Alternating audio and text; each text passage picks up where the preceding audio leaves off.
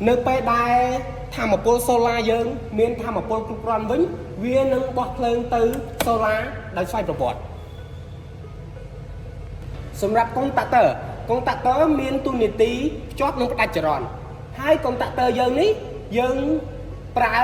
ជាមួយនឹងម៉ូទ័រពីរគ្រាប់ទី1យើងប្រើជាមួយនឹងម៉ូទ័របូមពីស្រះចូល stand សម្រាប់ស្តុបទឹកទី2យើងប្រើសម្រាប់បញ្ជាម៉ូទ័រស្រោចស្រពទៅលើដំណាំរបស់យើងសម្រាប់ remote switch គឺមានទូនីតិសម្រាប់ប្រើប្រាស់បញ្ជាពីចម្ងាយដោយប្រើជាមួយនឹង SIM card ដែលយើងគ្រាន់តែ SMS ទៅជាមួយនឹង remote switch នៅពេលដែលយើងប្រើទីតាំងដែលមានសេវាខ្សោយ Smart switch គឺជាឧបករណ៍ដែលយើងបញ្ជាពីចម្ងាយដែរប៉ុន្តែយើងប្រើជាមួយនឹង app យើងត្រូវតែ add ជាមួយ Wi-Fi នៅពេលដែលយើង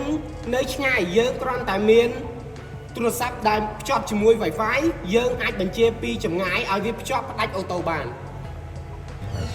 សម្រាប់ទូ solar របស់យើងមាននេះជា solar charger នេះជា power inverter ឥឡូវយើងចាប់ដើមតែដំណើរការទី1យើងតេស្តទៅលើ motor ទី1ដែលមាន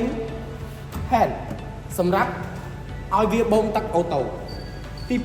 2យើងតេស្តដំណើរការ hand ឲ្យវាស្រោចស្រពទៅលើដំណាំ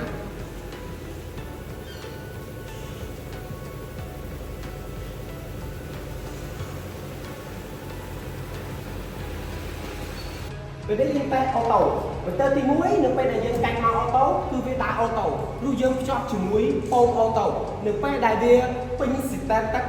វានឹងផ្ដាច់អូតូម៉ូទ័រទី2យើងតែអូតូយើងប្រើជាមួយនឹង Smart Switch យើងប្រើ app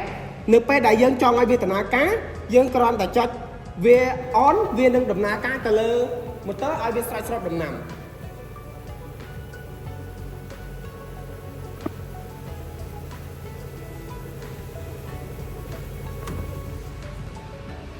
នេះជា